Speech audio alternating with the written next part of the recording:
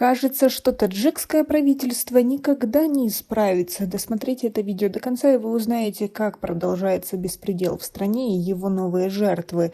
Почему никто не реагирует? Подписывайтесь на обновление и точно будете в курсе всего самого важного.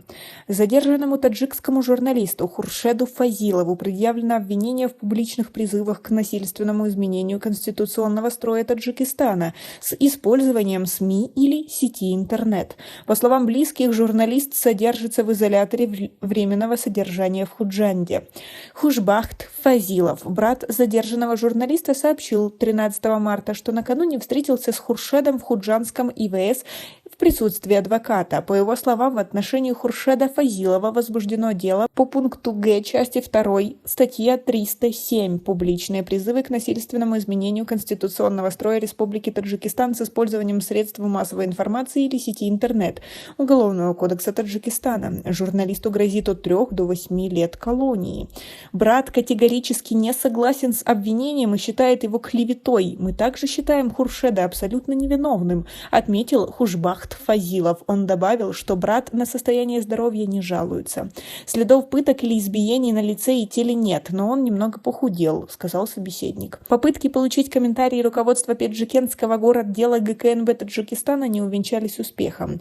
Какие имеются у них доказательства вины задержанного журналиста, неизвестно. Тем временем близкие Хуршеда Фазилова обеспокоены начавшейся в соцсетях кампанией по дискредитации журналиста. По их словам, все началось с поста пользователя Фейсбука Шарафа Каримова, в котором он называет журналиста необразованным и заявляет, что Хуршед, мол, выбрал неправильный путь и занимался обманом народа. Хушбахт Фазилов говорит, что его брат, выпускник Таджикского национального университета, и неоднократно был награжден грамотами властей города Пиджикенда.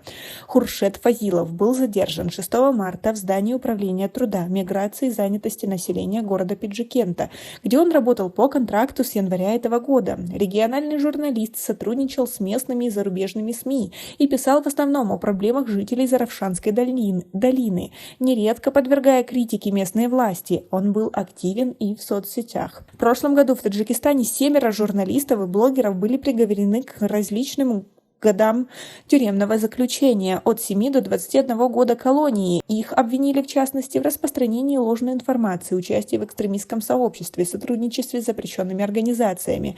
Сами журналисты и их родственники отвергают эти обвинения.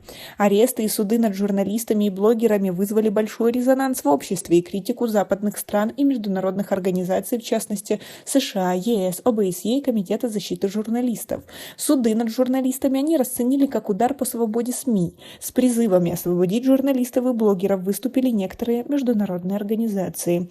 Но, как мы видим, нашему правительству откровенно на все это плевать. Как вы относитесь к тому, что сажают за решетку просто тех людей, которые рассказывают о жизни в Таджикистане? Ведь действительно она не является радужной и прекрасной. Так что теперь всех сажать за решетку? Как вы к этому относитесь? У нас пока на этом все. Оцените наше видео подпиской и лайком. До скорой встречи.